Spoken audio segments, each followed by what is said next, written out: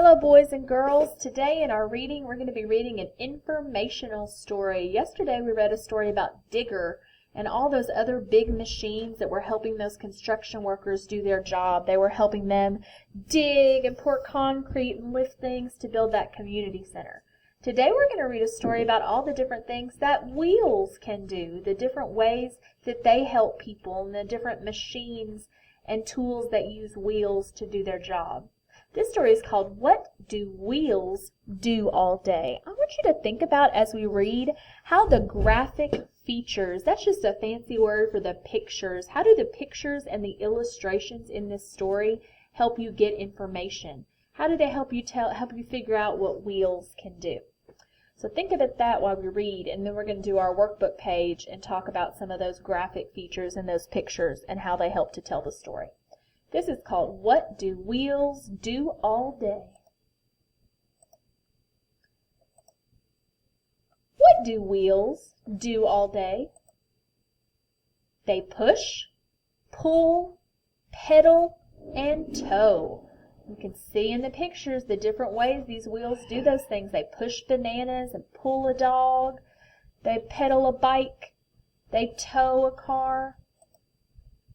Wheels help to make us go. Wheels whiz, wheels whir. Wheels carry travelers. Wheels circle, wheels spin. Wheels race. Wheels win. Wheels zoom, wheels putter. Sometimes wheels spit and sputter. Wheels roll, wheels stroll. Wheels parade and wheels patrol. Wheels twirl, wheels fly. Wheels soar into the sky. Wheels work and wheels play. That's what wheels do all day. Here's another short informational story about wheels long ago and today. So it says people have used wheels for a long time. There's a wheel on that horse cart. This wagon had wheels. It helped people move things long ago. This bicycle had wheels. It helped people get to places long ago. This train had wheels. It took people to faraway places long ago. This car had wheels. It took people where they wanted to go. How do we use wheels now? Some different ways we use wheels now. We still use them to get around in cars. Our cars just look a little different, don't they? Now we have school buses that use wheels to get us places, and we have different looking bicycles and scooters. Lots of ways that wheels help us.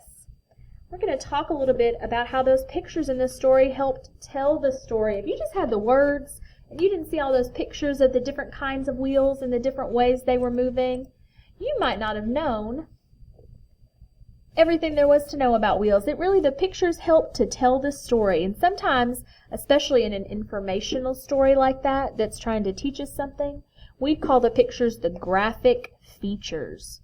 So we're going to look at some pictures or some graphic features on our workbook page. So you need to get your page out that looks like this and get your name on the top. Do not forget to put your name on there. We've been having some work turned back in with no names. So make sure you put your name on the top.